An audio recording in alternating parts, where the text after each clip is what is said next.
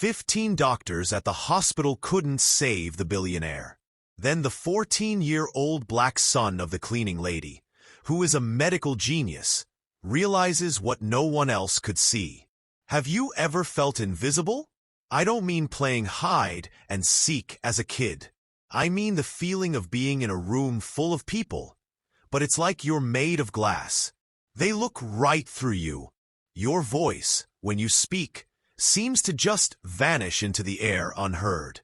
This is a story about a boy who was an expert in being invisible. His name was Leo, and this is the story of how his invisibility became his greatest strength, and how he saw a truth that 15 of the most important, brilliant men in the country completely missed. It all started in a place that screams importance, the Ethelstan Medical Center. Imagine the most pristine, silent, and expensive hallway you can think of. The air smells like antiseptic and money. And in a private room at the end of that hall, a man was dying. His name was Elias Vance, a tech billionaire, a man who had built empires from lines of code, a man who could buy anything he wanted. But on that night, his fortune was worthless, because he was losing a battle against an enemy nobody could name. Surrounding his bed were 15 of the nation's top medical specialists. Think about that number. 15. They had more degrees and awards hanging on their walls than most universities. And they were all completely, utterly lost. The monitors around Elias Vance screamed with frantic, high-pitched alarms. Each beep was a cry for help, a countdown to the end.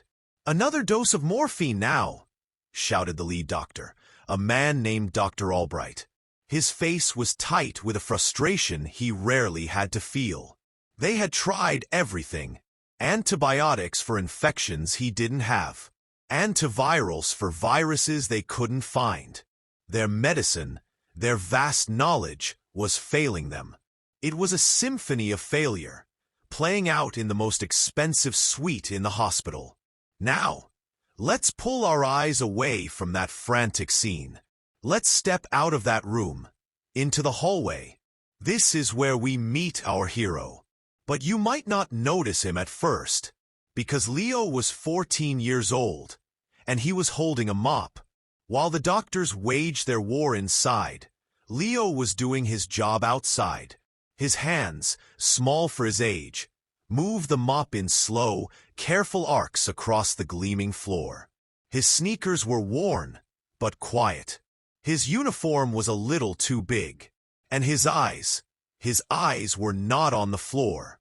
They were fixed, like lasers, on the monitor screens visible through the half-open door to Elias Vance's room. For 3 years, ever since his mom, Clara, got the night cleaning job to support them, Leo had called this hospital his second home. While other kids his age were memorizing sports stats or video game cheat codes, Leo was memorizing something else. He knew the normal rhythm of a healthy EKG. He knew what a stable blood oxygen level looked like.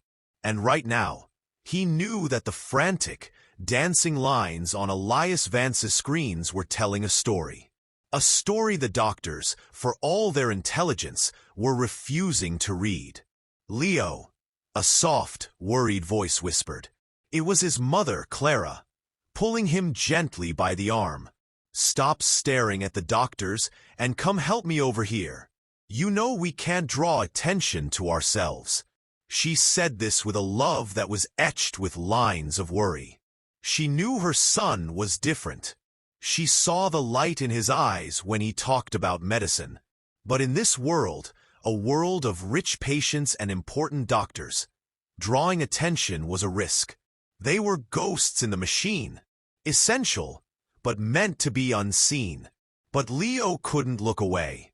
"Mom," he whispered back, his voice low but intense. "I know what's wrong with him. The doctors are treating him for the wrong thing." Clara's heart sank. She saw the certainty in his eyes, a certainty that frightened her.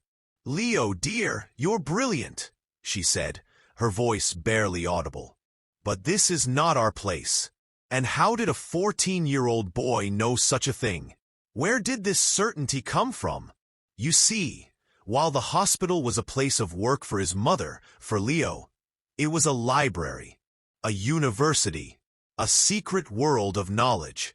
For 3 years, during the long, quiet night shifts, he had explored. He'd found medical textbooks discarded in recycling bins. He'd read procedure manuals left on cafeteria tables. He'd secretly watched surgeries through the observation windows, his mind absorbing every cut, every suture, every decision. He didn't just read, he devoured. He remembered everything. Patient names from years ago, drug dosages, rare disease symptoms. His mind was a perfect, sprawling archive. His invisibility was his superpower. Doctors and nurses would have complex conversations right in front of him, forgetting he was even there, giving him a front-row seat to a medical education you couldn't buy anywhere. And in his mind, a puzzle was clicking into place. Elias Vance's symptoms, the tremors, the mental confusion, the way his body was shutting down, they didn't match the complex neurological diseases the doctors were chasing. Compromised fifth cranial nerves, Leo muttered to himself, his eyes glued to the room. Progressive loss of motor coordination. But the neurological exams are normal. They're looking for a zebra when they have a horse right in front of them. He turned to his mother, his face alight with the terrifying truth. They should be investigating poisoning. The word hung in the sterile air between them. Poisoning. Clara's eyes widened. This wasn't a childhood fantasy. This was her son, the boy who remembered everything, connecting dots that were miles apart. Just then, the door to Vance's room swung open. Dr. Albright stormed out, his face red, followed by a group of other equally frustrated specialists. Impossible! Dr. Albright spat, running a hand through his perfectly styled hair. 15 of the best doctors in the country, and we can't even stabilize him. Another doctor, a woman named Dr. Williams, sighed desperately. The tests are all inconclusive. Maybe it's a rare syndrome. Something only specialists in Europe have seen. They were lost, and their pride was the anchor dragging them down. Leo clenched his fists. He could feel the seconds of Elias Vance's life ticking away. It was arrogance, plain and simple. They were so busy looking for a complicated, brilliant answer. They were missing the simple, obvious one right in front of them. He looked at his mother. He saw the fear in her eyes, but also a flicker of belief. It was all he needed. This was the moment the invisible boy had to step into the light. Taking a deep breath that felt like it filled his entire small frame, Leo walked away from his mother's protective shadow. He walked right up to the group of towering, important men. He approached Dr. Albright respectfully, his heart hammering against his ribs like a trapped bird. "Dr. Albright," he began, his voice surprisingly firm. "I know this is going to sound crazy, but you need to test Mr. Vance for mercury poisoning." The conversation around the doctor stopped. The air went cold. Dr. Albright slowly turned, as if he couldn't believe what he was hearing. He looked down at Leo, at his cleaning uniform, and a condescending smile stretched across his face. It was a smile that didn't reach his eyes. "Excuse me?" the doctor said, his voice dripping with disdain. "The symptoms are classic," Leo continued, speaking quickly before his courage failed. "Progressive tremors, mental confusion, but normal MRI. It's identical to the case of Mr. Walsh in 2020. He died, but the autopsy showed." "Young man," Dr. Albright interrupted, his voice loud enough to echo in the hall. The other doctors watched, a mixture of amusement and annoyance on their faces. "I know you want to help, but medicine is not child's play. Timothy Walsh died of complicated pneumonia." "No, sir," Leo insisted, feeling a hot flush creep up his neck. He died of mercury poisoning. I read the autopsy report. Dr. Albright's smile vanished. His eyes narrowed. You rummage through medical trash? That is a serious violation of hospital protocol. Leo stood his ground. The fear was there, but beneath it was a solid core of certainty. I don't rummage, he said, his voice calm and clear. I clean. And while I clean, I observe. And while I observe, I learn. The challenge was laid bare. A child was publicly questioning his expertise. Dr. Albright's ego couldn't allow it. Security, he shouted, his voice cracking with rage. I want this boy and his mother removed from this floor immediately. Clara rushed over, her face a mask of shame and terror. Kevin, what have you done? He's trying to play doctor. Dr. Albright declared to everyone in the hallway, questioning professional diagnoses based on hospital trash. Cruel laughter rippled through the onlookers. Leo felt every pair of eyes, every smirk, like a physical blow. He had tried to speak, and his words had been used as a weapon against him. But just as the security guards arrived, their hands reaching for him, the universe decided to intervene. Beep, beep, beep. A shrill, deafening, uninterrupted alarm screamed from Elias Vance's room. It wasn't the chaotic beeping from before. This was the sound of a flatline. This was the sound of life slipping away. The doctors forgot about Leo in an instant, scrambling back into the room in a panicked frenzy. In the sudden chaos, as his mother held his arm tightly, Leo looked at the frantic scene through the doorway. He saw the doctors huddled over the dying billionaire, their voices raised in desperation. He turned to his mother, his young face set in a grim line. All the fear was gone, replaced by a cold, clear resolve. 12 hours, Mom, he whispered, his voice low and steady. If they don't test for mercury in 12 hours, he's going to die. He paused, looking back at the room. And then we're going to have to take drastic measures. And in that moment, standing in the hallway he knew better than his own home, surrounded by people who refused to see him, Leo made a choice. His invisibility had ended, and a revolution was about to begin. That sound, that single, screaming alarm from Elias Vance's room, it changed everything. For the doctors, it was a signal of a medical crisis. For Leo, it was a starting pistol. The humiliation he'd just faced, the public shaming, the cruel laughter, it didn't vanish. But it transformed. It hardened inside him, like coal turning to diamond under immense pressure. Anger was a fire that burned out quickly. But strategy was a slow, cool burn that could win a war. As security guards, confused by the medical chaos, loosened their grip, Leo pulled his mother into a quiet corner. The fear was still in her eyes, but now he saw something else there, a flicker of defiance. Mom, he said, his voice eerily calm, I need you to trust me.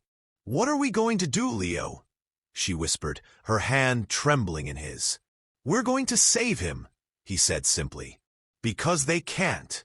Leo's first move wasn't a dramatic confrontation. It was a quiet search for an ally. He knew he couldn't do this alone. He needed someone inside the system. His feet, silent in his worn sneakers, carried him to the hospital's medical library. It was his sanctuary. And there, he found her. Dr. Isabel Rossi was a third-year resident, young, idealistic, and not yet worn down by the ego that infected some of the senior staff.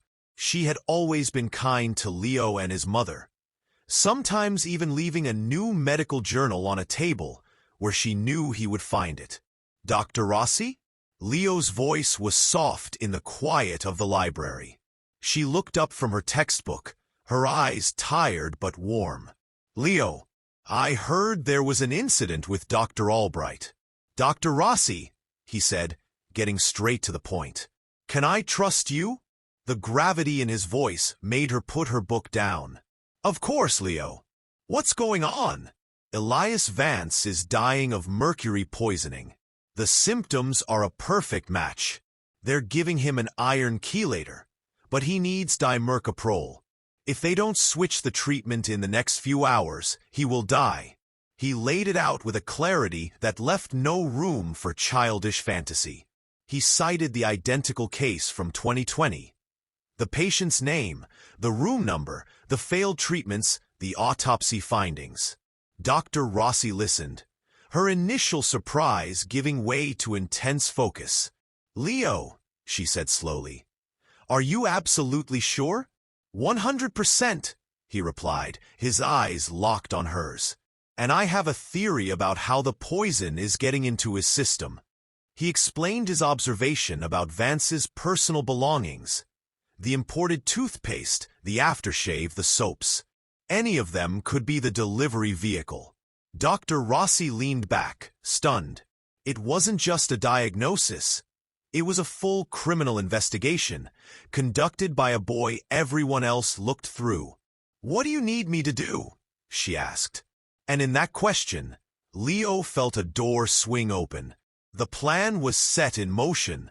While Dr. Albright and his team were desperately trying to stabilize Vance after the seizure, Leo became a ghost in the machine. He used the hospital's hidden pathways, the staff-only corridors, the laundry chutes he'd explored, the ventilation access panels he helped his mother clean.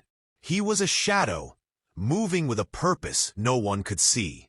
His target, Vance's room during the nursing shift change. The hallway was clear for a precious 90 seconds. He slipped inside. The room was eerily quiet, save for the rhythmic hiss of the ventilator and the beeping of the monitors.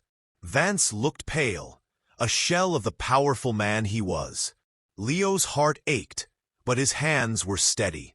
He pulled out his old, cracked cell phone and began photographing everything.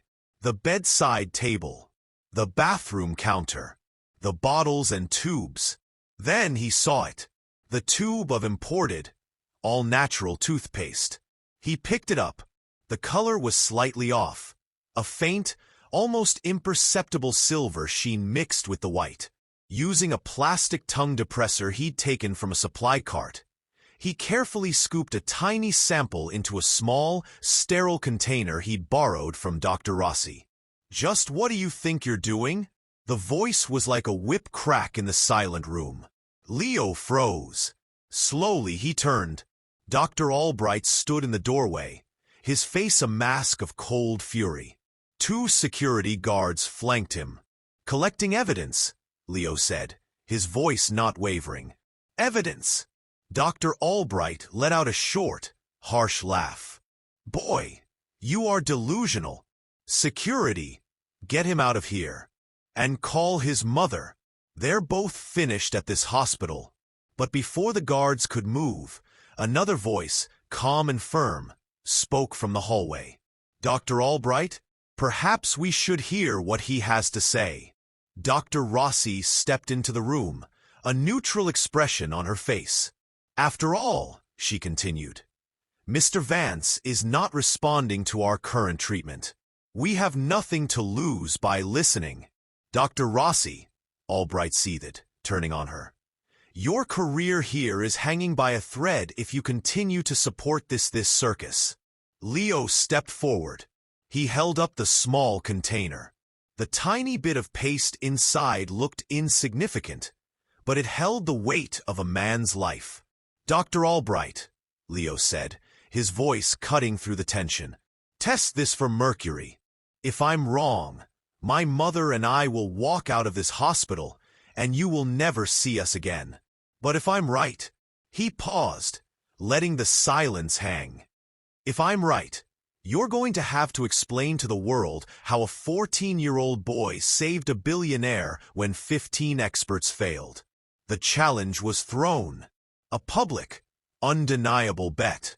Dr. Albright looked from the container, to Leo's determined face, to Dr. Rossi's steady gaze. His pride warred with the gnawing fear that just maybe, this invisible boy knew something he didn't. The fear of being publicly humiliated was now outweighed by the terror of being responsible for a billionaire's death. Fine, Dr. Albright finally spat out, snatching the container from Leo's hand. We'll do your little test. But when it comes back negative, I want you gone. Permanently.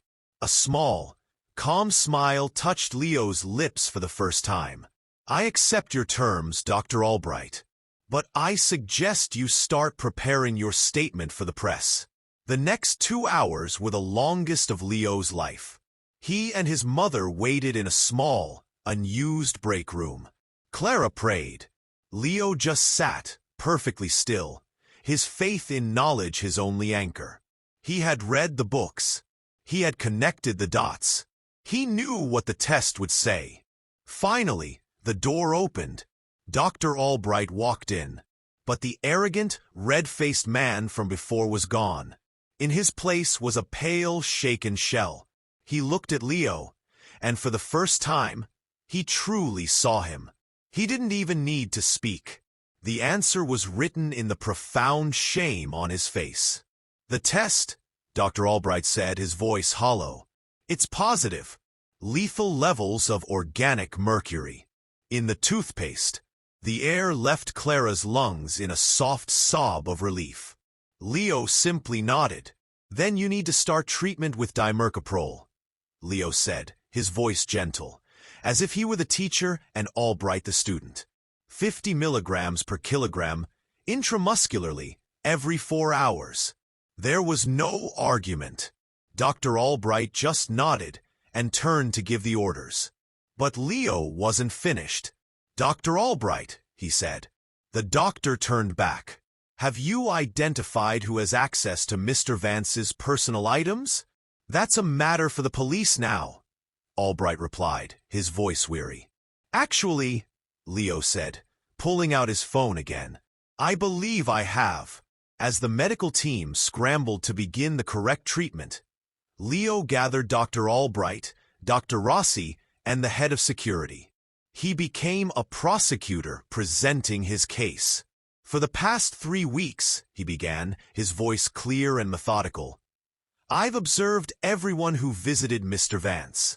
Only 3 people had regular, unsupervised access to his personal products. His head nurse, his personal assistant, and his ex-wife, Cassandra Vance.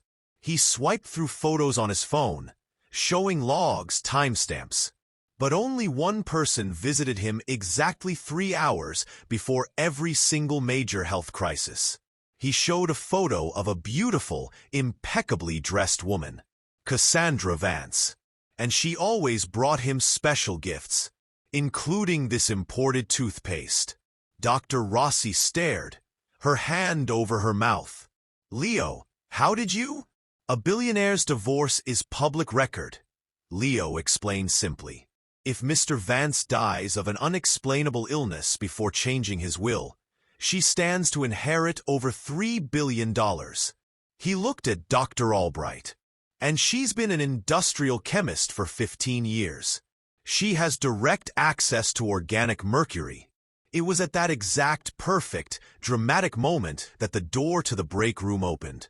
William, darling, a sweet, cloying voice said, I brought you your favorite. Cassandra Vance stopped. She held an elegant pharmacy bag. She looked at the grim faces in the room. Mrs. Vance, Leo said, stepping forward politely. Could you tell us where you purchased this special toothpaste? She looked at him with utter contempt. Excuse me? Who are you?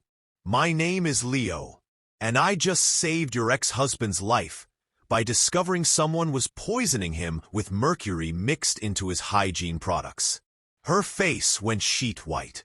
The bag trembled in her hand. That's absurd. I would never. Ma'am, Leo continued, relentless in his calm. You were seen at the Meridian Chemical Lab on Monday. You have access. And I have a recording of you tampering with his toothpaste yesterday in this very room, when you thought the hallway was empty. Her composure shattered. Impossible. No one was there. I was, Leo said softly, cleaning the room next door. The door was ajar. When you're invisible, you learn to see things others don't. It was over. The confession was in her reaction. Her legs buckled. Security moved in as she began to sob, a mix of rage and despair. The perfect crime, undone because she never once saw the boy with the mop. In the days and weeks that followed, the story exploded. Boy genius saves billionaire. Invisible cleaner's son solves poison mystery. Leo became a symbol, a beacon. Elias Vance made a full recovery. The first thing he did, once he could speak, was ask to meet the boy who saved him. He didn't just thank Leo. He saw him, truly saw him.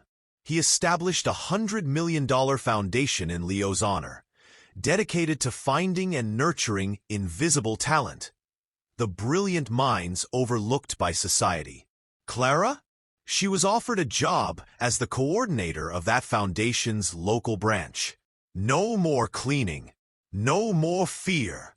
Just pride, so immense it seemed to light her up from within. Dr. Albright? He kept his job, but he lost his arrogance. He could never again look at a person without wondering what knowledge they might hold in silence. And Leo? At 15, wearing a white lab coat with his name embroidered on it. Leo Beaumont, junior medical consultant. He walked the same hallways. He was studying medicine on a full scholarship, still working part-time at the hospital that had been his library, his prison, and finally, his proving ground. This story, it's not just about a smart kid. It's a lesson in humility. It's a reminder that the loudest voice in the room isn't always the wisest. That genius doesn't care about your age, your background, or the color of your skin. It blooms in the most unexpected places. In the quiet corners, in the minds of those we train ourselves not to see. Leo's greatest revenge wasn't anger. It was success. It was taking the very thing that made him invisible, his silence, his observation, his place in the shadows, and turning it into a light so bright that the whole world had to finally see. So the next time you're in a room, take a moment. Look around. Really look. Who have you been trained not to see? Because the person who changes your world might be the one you've been overlooking all along. If this story of overcoming adversity has inspired you, subscribe to the channel for more narratives that show how true justice happens when talent finds her opportunity to shine.